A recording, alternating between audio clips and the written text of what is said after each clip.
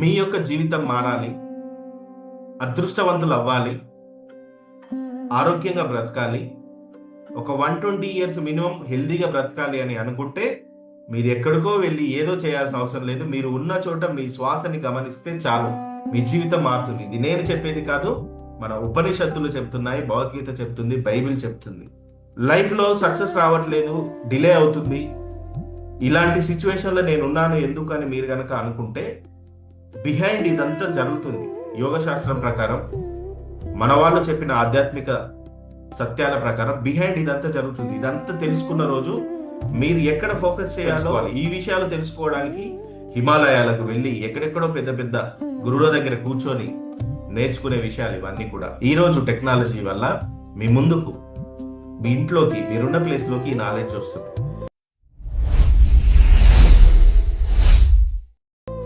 శ్వాసకు సంబంధించి, బాడీలో ఉన్న చక్రాస్కి సంబంధించి ఈ ఎనర్జీ సైకాలజీ అనేది ఎలా పనిచేస్తుంది, ఈ ఎనర్జీ సైకాలజీ ఎలా ఉంటుంది అనేది ఈరోజు మనం తెలుసుకుందాం.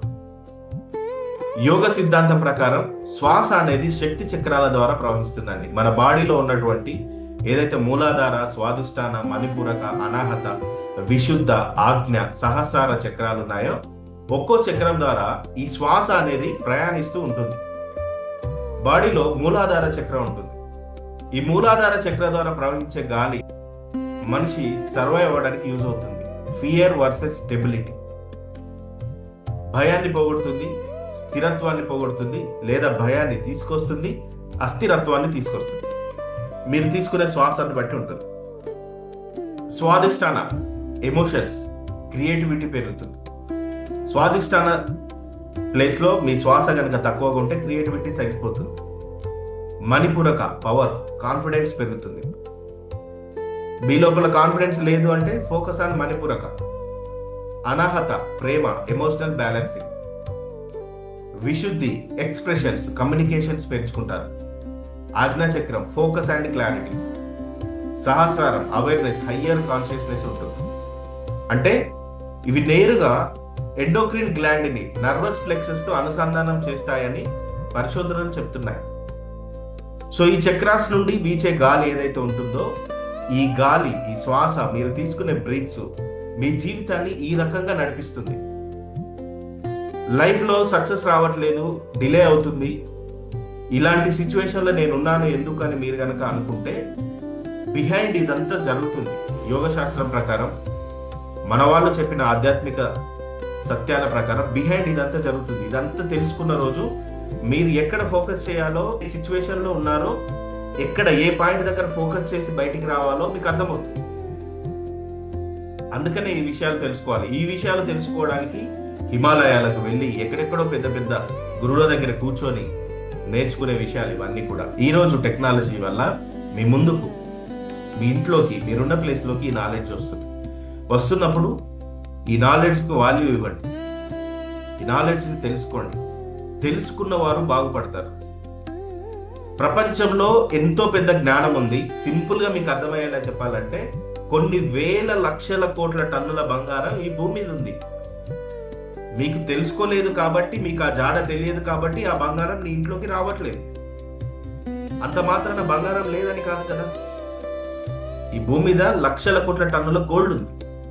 ఆ జాడ తెలిస్తే అది నీకు దొక్కుతుంది, నీకు దక్కుతుంది. అలాగే ఈ నాలెడ్జ్ ఏదైతే ఉందో, ఈ నాలెడ్జ్ ఇలా ప్రవహిస్తూనే ఉంటుంది. జూమ్ లింక్ ద్వారా ప్రవహిస్తూనే ఉంటుంది, యూట్యూబ్ ద్వారా ప్రవహిస్తూనే ఉంటుంది. ఎవరో ఒకరు వింటూనే ఉంటారు. విన్నవారు మాత్రమే ఆ ఫలితాలను తీసుకుంటారు. వినని వారు ఏం కాదు, గోల్డ్ ఉంది భూమి మీద, లక్షల కోట్ల టన్నుల గోల్డ్ ఉంది, జాడ తెలియక లేదు అనుకుంటున్నారు అంతే. తెలిసిన వాడికి ఆ గోల్డ్ని అనుభవించగలుగుతున్నాడు. సో అలాంటి సబ్జెక్ట్ ఇది. ఇప్పుడు ఈ చక్రాస్ ద్వారా ఈ శ్వాస ఎలా ప్రయాణం చేస్తుంది, ఒక హ్యూమన్ డే మొత్తంలో ఎన్ని శ్వాసలు తీసుకోగలుగుతాడు, ఒక యోగికి భోగికి ఉండేటువంటి శ్వాసలో ఉన్న డిఫరెన్సెస్ ఏంటి, శ్వాసకి వెనకాల ఉన్నటువంటి బ్రీత్స్ వెనకాల ఉన్నటువంటి సీక్రెట్స్ ఏంటో మనం తెలుసుకుందాం. సో మన శరీరంలో ఉన్నటువంటి 7 చక్రాస్ ఏవైతే ఉన్నాయో ప్రతిరోజు మార్నింగ్, ఫర్ ఎగ్జాంపుల్ 6 గంటలకు శ్వాస మొదలైంది అనుకుంటే ఈ బ్రీత్స్ ఎలా మొదలవుతాయి? ఏ చక్రాల నుండి ఈ శ్వాసలు ఎలా ప్రయాణం చేస్తాయి, ఎన్నిసార్లు ప్రయాణం చేస్తాయి తెలుసుకుందాం. ఒక కామన్ మ్యాన్కి, ఒక మామూలు మనిషికి మూలాధార చక్రం నుండి 600 సార్లు శ్వాస వెళ్తుందండి, 600 టైమ్స్. స్వాదిష్టాన చక్రంలో 6000 సార్లు వెళ్తుంది శ్వాస. మణిపూరక చక్రంలో 6000 టైమ్స్ వెళ్తుంది. అనాహత చక్రంలో 1000 టైమ్స్ వెళ్తుంది బ్రీత్స్. ఆజ్ఞా చక్రంలో 1000 టైమ్స్ వెళ్తుంది. సహస్రారంలో 1000 టైమ్స్ వెళ్తుంది. అంటే రోజుకి 21,600 సార్లు మన యొక్క శ్వాస అనేది ప్రయాణం చేస్తూ ఉంటుంది. మై డియర్ ఫ్రెండ్స్, చాలా మందిలో ఇది నాది నాది అనే ఒక ఫీలింగ్ ఉంటుంది, నేను అనే ఒక గర్వం ఉంటుంది, స్వార్థం ఉంటుంది. మీరు ఒక్కసారి గమనించండి, ఆలోచించండి. ఇప్పుడు మీరు తీసుకుంటున్న శ్వాస వేరెవరో వదిలిన శ్వాస. మీ ప్రాణవాయువు, మీ ప్రాణాన్ని నిలబెట్టేది, మిమ్మల్ని ఆలోచింపజేసేది, మీరు మాట్లాడడానికి శక్తినిచ్చేది, మీరు తిన్న ఆహారాన్ని జీర్ణం చేసే ఎనర్జీ, మీరు పీల్చే శ్వాస వేరెవరో వదిలిన శ్వాసని మీరు పీలుస్తున్నారు. అవునా కాదా? ఐడెంటిఫై చేయండి. ఎక్కడ మార్చాలి, ఎక్కడ ఫోకస్ చేయాలి. సో ఇలా మీ చక్రాస్ నుండి ఈ శ్వాస అనేది ప్రయాణిస్తూ ఉంటుంది. అదేవిధంగా శ్వాసకి లెంత్ ఉంటుందండి. ఈ శ్వాస యొక్క పొడవును బట్టి కూడా breath length and mind state, మీ శ్వాస యొక్క లెంత్ను బట్టి కూడా మీ యొక్క మైండ్ స్టేటస్, మీ మానసిక పరిస్థితులు ఏర్పడతాయి. సో సైంటిఫిక్ గా ఈ బ్రీత్ సైన్స్ కు సంబంధించి ఈ శ్వాస పొడుగు, బ్రీత్ లెంత్ అనేది ఎలా ఉంటుందంటే, సైంటిఫిక్ ఇన్సైట్ మనం చూస్తే స్లో బ్రీతింగ్, నెమ్మదిగా శ్వాస చేయడం ద్వారా, శ్వాసించడం ద్వారా 5 నుంచి 6 బ్రీత్స్ ఒక నిమిషానికి. యోగులు, మునులు, ఋషులు హిమాలయాల్లో అసలు శ్వాస లేకుండా బ్రతుకుతారు. ఒక యోగి ఆత్మకథ చదవండి, అందులో చాలా సీక్రెట్స్ ఉంటాయి. సో అప్పుడేంటి, నిమిషానికి 5-6 శ్వాసలు కనుక తీసుకోగలిగితే వేగస్ నర్వస్ యాక్టివేషన్ అవుతుంది, అనెగ్జైటీ తగ్గుతుంది, ఫోకస్ పెరుగుతుంది. టెన్షన్తో ఉన్న వాళ్ళకి శ్వాస ఆటోమేటిక్గా పెరుగుతుంది, అప్పుడు ఫోకస్ తగ్గుతుంది. అందుకే టెన్షన్లో నిర్ణయాలు తీసుకోవద్దంటారు. ఈ స్పిరిచువల్ ఇంటర్ప్రిటేషన్లో శ్వాస ఎప్పుడైతే చిన్నగా మారుతుందో, నిదానంగా మారుతుందో, మనసు నిశ్చలం అవుతుంది. నేను ఫోకస్ చేయలేకపోతున్నాను సార్, నేను మెడిటేషన్లో కూర్చున్నా కూడా నేను కుదురుగా కూర్చోలేకపోతున్నాను, ఒక విషయంపై ఫోకస్ చేయలేకపోతున్నాను, మనసు చంచలంగా మారుతుంది, ఆలోచనలు విపరీతంగా వస్తున్నాయి, జీవితం అల్లకల్లలో అనిపిస్తుంది అంటే ఫోకస్ ఆన్ యువర్ బ్రీత్. మీ శ్వాసని కనుక మీరు కంట్రోల్ చేయగలిగితే మీ మనసు నిశ్చలం అవుతుంది. దీన్నే యోగంలో ప్రాణ నియంత్రణ అంటారు, ప్రాణ నియంత్రణగా పిలుస్తారు.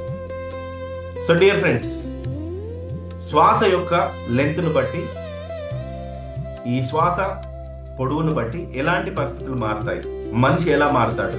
ఎందుకంటే 21st సెంచరీలో ఈ 2026 అనేది చాలా ఫాస్ట్గా వెళ్తుంది. దీన్ని హార్స్ ఇయర్ అంటారు. మీరు ఇలా చూస్తూనే ఉండండి, డిసెంబర్ నెల వచ్చేస్తుంది, ఫాస్ట్గా వెళ్తుంది ఇయర్. కాబట్టి ప్రతి నిమిషం, ప్రతి సెకండ్ కూడా చాలా ఇంపార్టెంట్. అందుకే ఈ నాలెడ్జ్ మీ దగ్గరికి వస్తుంది. ఇప్పుడు మీరు ఎక్కడ ఫోకస్ చేయాలో తెలిస్తే సక్సెస్ని చాలా ఫాస్ట్గా తీసుకోగలుగుతారు. శ్వాస నార్మల్గా ప్రతి శ్వాసను తీసుకునే వాళ్ళందరూ కూడా ఏం చేస్తారంటే ఒక 12 అడుగుల పొడవైన శ్వాసను వదిలేస్తారు. శ్వాసను ఎవరైతే లోతుగా, నిదానంగా, దీర్ఘంగా తీసుకొని ఈ బ్రీత్ పైన ఫోకస్ చేస్తారో శ్వాస యొక్క అంగుళాలు తగ్గుతాయి. అదే మెడిటేషన్. మెడిటేషన్ ఎందుకు చేస్తాం, బ్రీత్ని అబ్జర్వ్ చేస్తా అంటే శ్వాస పొడుగు తగ్గాలి. ఈ శ్వాస పొడుగు తగ్గడం ద్వారా మనిషి ఎలా మారుతాడో నేను చెప్తాను చూడండి. మీ యొక్క శ్వాస నార్మల్గా ప్రతి ఒక్కరు కూడా 12 అంగుళాల శ్వాస తీసుకుంటారు. ఈ 12 అంగుళాల శ్వాసని కనుక మీరు తగ్గించగలిగితే మీ జీవితం ఎలా మారుతుందో నేను చెప్తాను చూడండి. ఇది మన యోగా శాస్త్రం నుండి, ఉపనిషత్తుల్లో నుండి, భగవద్గీతలో నుండి నేను తీసుకొని రీసెర్చ్ చేసిన పాయింట్స్ని మీకు చెప్తున్నాను. మన శ్వాసని 11 అంగుళాలకు కనుక కుదిస్తే ప్రాణం స్థిరంగా మారుతుంది, స్థిరం అవుతుంది, మనసు నెమ్మదిగా మారుతుంది, నిశ్చల స్థితికి వెళ్తారు, మనశ్శాంతికి వెళ్తారు, లైఫ్ పీస్ఫుల్గా అనిపిస్తుంది. అదే మీ శ్వాసని 10 అంగుళాలకు కుదించారనుకోండి, మీరు ఒక రైటర్ అవుతారు, మహాకవిగా మారుతారు. మీ శ్వాసని 9 అంగుళాలకు తగ్గించారనుకోండి, బ్రహ్మానందం కలుగుతుంది, హ్యాపీనెస్ ఉంటుంది మీ లైఫ్లో, మీ కుటుంబంలో, మీ చుట్టూ. ఈ శ్వాసని 8 అంగుళాలకు తగ్గించారనుకోండి, దూరదృష్టి పెరుగుతుంది, లాంగ్ విజన్ పెరుగుతుంది, ఫ్యూచర్ ఎలా ఉండాలో ప్లాన్ చేయగలుగుతారు. ఈ శ్వాసని 6 అంగుళాలకు కుదించారనుకోండి, సర్వసిద్ధులు ప్రాప్తిస్తాయి. అంటే మీరు ఎందులో మీరు ఇన్వెస్ట్ చేసినా, ఎక్కడికి వెళ్ళినా సక్సెస్ నే చూస్తారు ఎవరైతే ఈ శ్వాసని 4 అంగుళాలకి కుదిస్తారు. ఎలా కుదించాలని నేను చెప్తాను, క్లాస్లో స్టే అయి ఉండండి. 4 అంగుళాలకు కుదించారనుకోండి సర్వసిద్ధులు అవుతారు. 2 అంగుళాలకు కుదించారనుకోండి మీకు ఏ రూపం కావాలో ఆ రూపానికి వెళ్తారు. ఒక యోగి ఆత్మకథ చదవండి, నేను చెప్పే టాపిక్ క్లియర్గా అర్థమవుతుంది. శ్వాసని 1 అంగుళానికి కుదిస్తే మీరు అదృశ్యం అవ్వగలుగుతారు, లైక్ మహావతార్ బాబాజీ లాగా. హిమాలయాల్లో మహావతార్ బాబాజీ దాదాపుగా 3000 సంవత్సరాల నుండి ఇంకా సజీవంగా జీవిస్తూనే ఉన్నాడు. అంటే ఎవరైతే ఈ బ్రీత్కు సంబంధించి సాధన చేస్తూ ఉంటారో చివరికి వారికి శ్వాస అవసరం ఉండదు, బ్రీత్ అవసరం ఉండదు. అలాంటి వారు ఏమవుతారంటే అమరులు అవుతారు. సో ఇది బ్రీత్స్ వెనకాల ఉన్నటువంటి సీక్రెట్స్. మన భారతదేశం ప్రపంచ దేశాలన్నిటికీ ఆధ్యాత్మిక రాజుగా ఎందుకు వెలుగొందుతుందంటే ఇంత శక్తి ఉంది, ఈ నాలెడ్జ్ ఉంది, ఇన్ని సీక్రెట్స్ ఉన్నాయి మన దగ్గర. నేను మహావతార్ బాబాజీ కేవ్కి వెళ్ళి మెడిటేషన్ చేశాను, అక్కడ కూర్చున్నాను. మెడిటేషన్ అక్కడ కూర్చున్న ప్రతిసారి, కూర్చున్న వెంటనే మీ యొక్క చక్రాస్ అన్ని యాక్టివేట్ అవ్వడం మీరు గమనిస్తారు. మీ ఆజ్ఞా చక్రం నుండి సహస్రారం వరకు మీ పైన ఒక ఎనర్జీ ఫ్లో అవ్వడం చూస్తూ ఉంటారు. అక్కడ మీరు మహావతార్ బాబాజీ ప్రెజెన్స్ ని ఫీల్ అవుతారు. ఒక్క 1 అవర్ మెడిటేషన్ అక్కడ మీకు ఒక 1 మినిట్ లాగా అనిపిస్తుంది. కదలకుండా నిశ్చలంగా కూర్చోగలుగుతారు. ఆ ఎనర్జీని నేను ఫీల్ అయ్యాను. నా జీవితంలో నేను ఎక్స్పీరియన్స్ చేసిన వాటిని మాత్రమే షేర్ చేస్తాను. నేను తెలుసుకున్న వాటిని, నేను అనుభవించిన వాటిని మాత్రమే నేను షేర్ చేస్తాను. మహావతార్ బాబాజీ కేవ్ నేను అక్కడ కూర్చొని మెడిటేషన్ చేయడం జరిగింది. ఆ ఎనర్జీని నేను ఫీల్ అయ్యాను కాబట్టి మీతో షేర్ చేస్తున్నాను. శ్వాస లేకపోతే ప్రాణం వెళ్ళిపోతుంది, ప్రాణం లేకపోతే ఆత్మ ఉండదు, ఆత్మ లేకపోతే శరీరం మట్టిలో కలిసిపోతుంది లేదా కూలిపోతుంది. అలాంటప్పుడు ఇంపార్టెంట్ బ్రీతింగే కదా, ముఖ్యమైనది శ్వాసే కదా. ఈ శ్వాసని కాపాడే చెట్లని నరికేస్తున్నారు మనుషులు. వజ్రాల కన్నా, బంగారం కన్నా, ప్లాటినం కన్నా విలువైంది ఒక చెట్టు. ఎందుకో చెప్తాను చూడండి. దేవుని యొక్క శ్వాసకి, మన జీవనానికి ఉన్న రహస్యాన్ని నేను ఇప్పుడు చెప్పబోతున్నాను. జాగ్రత్తగా వినండి.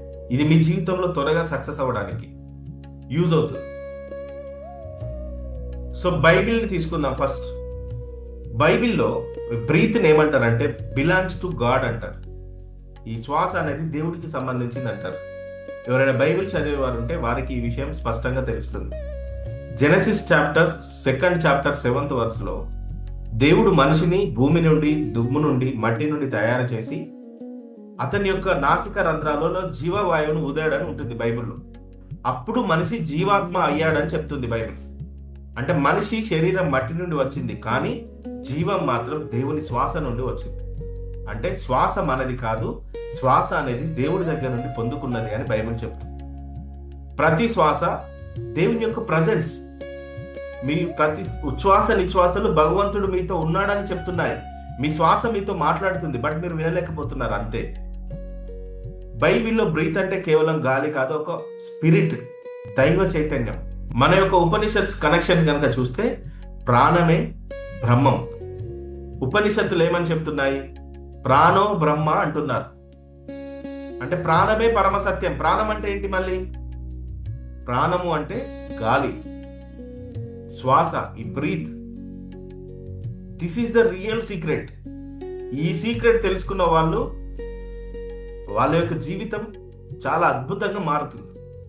మన ఉపనిషత్తులు చెప్తున్న విషయం ఏంటి? ప్రాణో బ్రహ్మ అంటున్నాయి. ప్రాణమే పరమ సత్యం. శరీరంలో ప్రవహించే శక్తిని మనం ప్రాణం అంటాం. ప్రాణం లేకపోతే శరీరం పనిచేయదు. ప్రాణం వ్యక్తిగతం కాదండి. ప్రాణం అనేది విశ్వ చైతన్యం నుండి వస్తుంది. బాడీకి ప్రాణానికి సంబంధం ఉండదు, బట్ అవి కలిసి నివసిస్తాయి. ప్రాణం ఎప్పుడైనా వదిలి వెళ్ళొచ్చు ఈ శరీరాన్ని. కాబట్టి బైబిల్లో గాడ్స్ బ్రీత్, ఉపనిషత్తులలో ప్రాణశక్తి అంటున్నారు. బైబిల్లో ప్రాణశక్తి, ఉపనిషత్తుల్లో ప్రాణశక్తి. బ్రీత్, గాడ్స్ బ్రీత్ అంటే.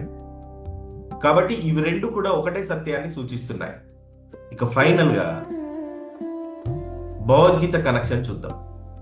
భగవద్గీత చాప్టర్ 15, 13, 14 శ్లోకాస్ లో మీరు చదివితే అక్కడ భావార్థం ఏం చెప్తుందంటే, లార్డ్ శ్రీకృష్ణ ఇలా చెప్తాడు, నేను ప్రతి జీవిలో ఉన్నాను, ప్రతి ఒక్కరిలో ఉన్నాను, వాళ్ళలో నేను ఉండి వాళ్ళని బ్రతికిస్తున్నాను, వారిని నిలబెడుతున్నాను అంటాడు. ఏ రూపంలో ఉన్నాడు?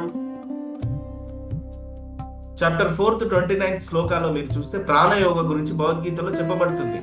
అందులో కొందరు యోగులు ప్రాణాన్ని అపాన వాయువు చెప్పాను కదా, అపాన వాయువులో ప్రాణాన్ని లయపరుస్తారు.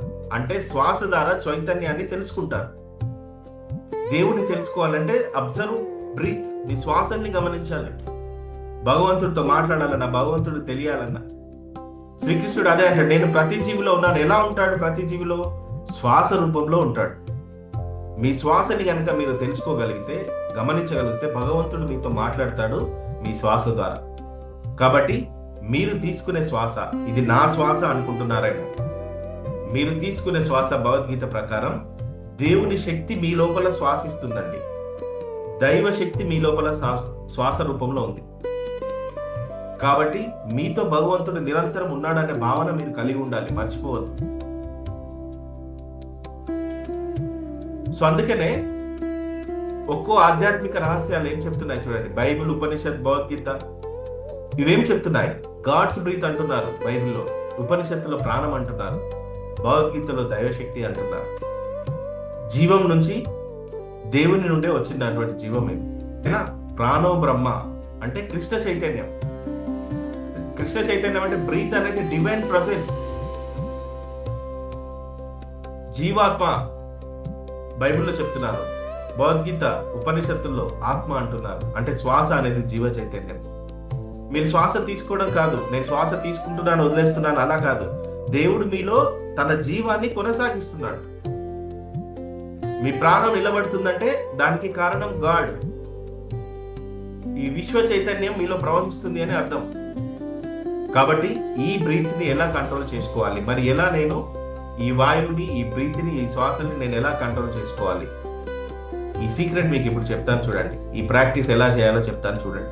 మీరు గనక ఈ శ్వాసని సాధన చేయాలి అనుకుంటే ఫస్ట్ మీకు కంఫర్టబుల్ గా కూర్చోండి. స్థిర సుఖాసనంలో కూర్చోండి. నెమ్మదిగా కళ్ళు మూసుకోనండి. శ్వాస ఆగిపోయినాక ఏమైనా చేయగలుగుతారా? ఏమీ చేయలేదు. కాబట్టి శ్వాసతో మీరు ఉన్నప్పుడే ఈ సాధన చేయండి.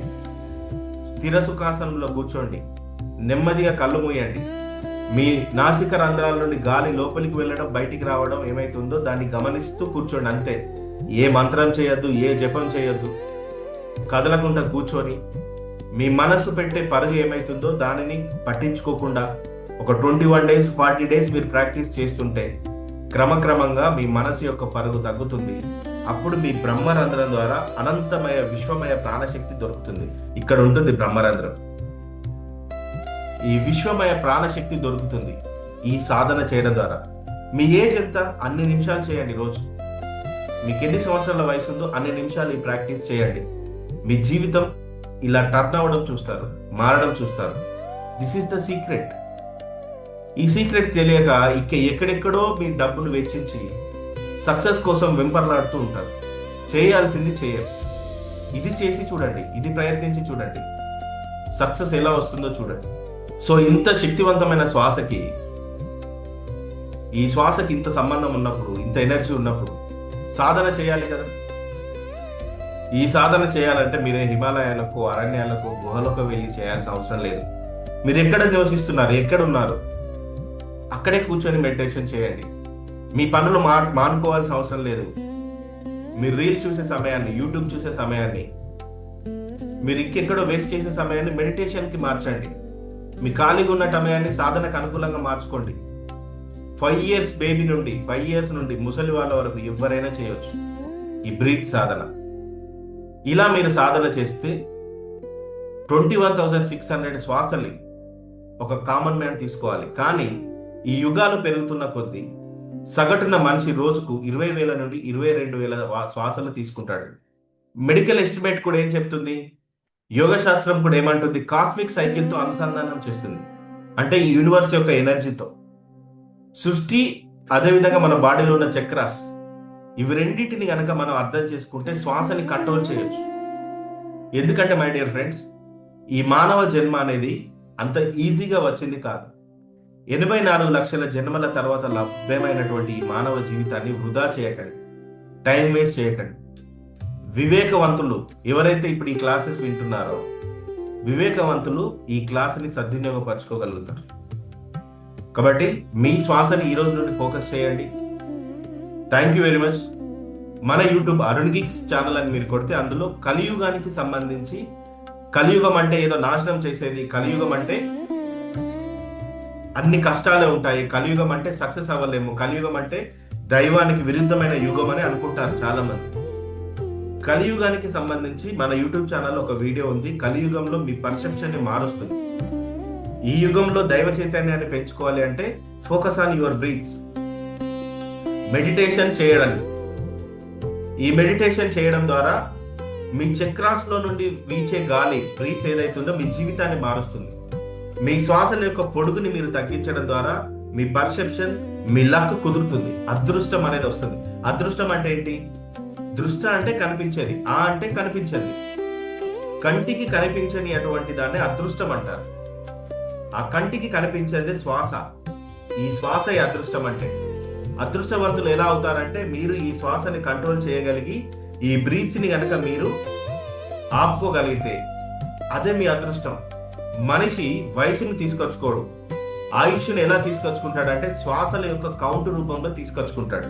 అందుకనే మీరు ఎవరి పట్లైనా ఈర్ష, ద్వేషం కలిగి ఉన్నప్పుడు ఆటోమేటిక్గా ఏమైపోతుంది, మీ యొక్క శ్వాస వేగం పెరుగుతుంది, తద్వారా మీ ఆయుష్ క్షీణమవుతుంది. మీరు ఆకాశం నుండి వచ్చేటప్పుడు, తల్లి గర్భంలో నుండి వచ్చేటప్పుడు మీరు ఎన్ని శ్వాసలు శ్వాసించాలి అనేది తీసుకొచ్చుకుంటారు. అదే ఆయుష్ ప్రమాణం. మీ శ్వాస వేగంగా, కుక్క చూడండి ఎన్ని సంవత్సరాలు బ్రతుకుతుంది, స్పీడ్గా బ్రీత్ తీసుకుంటుంది. తాబేలు చూడండి నెమ్మదిగా బ్రీత్ తీసుకుంటుంది. 2000, 3000 సంవత్సరాలు బ్రతికిన తాబేలు ఉన్నాయి. హిమాలయాలకు వెళ్ళండి, యోగులు, మునులు, ఋషులు కనిపిస్తారు. వాళ్ళు యంగ్గా కనిపిస్తారు, బట్ వాళ్ళ ఏజ్ కొన్ని వందల సంవత్సరాలు ఉంటుంది. కారణం ఏంటి? ఈ శ్వాసని వాళ్ళు, ఈ కౌంట్స్ని కంట్రోల్ చేశారు, శ్వాస యొక్క లెంత్ని తగ్గించారు. మీ యొక్క జీవితం మారాలి, అదృష్టవంతులు అవ్వాలి, ఆరోగ్యంగా బ్రతకాలి, ఒక 120 years మినిమం హెల్దీగా బ్రతకాలి అని అనుకుంటే మీరు ఎక్కడికో వెళ్ళి ఏదో చేయాల్సిన అవసరం లేదు. మీరు ఉన్న చోట మీ శ్వాసని గమనిస్తే చాలు, మీ జీవితం మారుతుంది. ఇది నేను చెప్పేది కాదు, మన ఉపనిషత్తులు చెప్తున్నాయి, భగవద్గీత చెప్తుంది, బైబిల్ చెప్తుంది.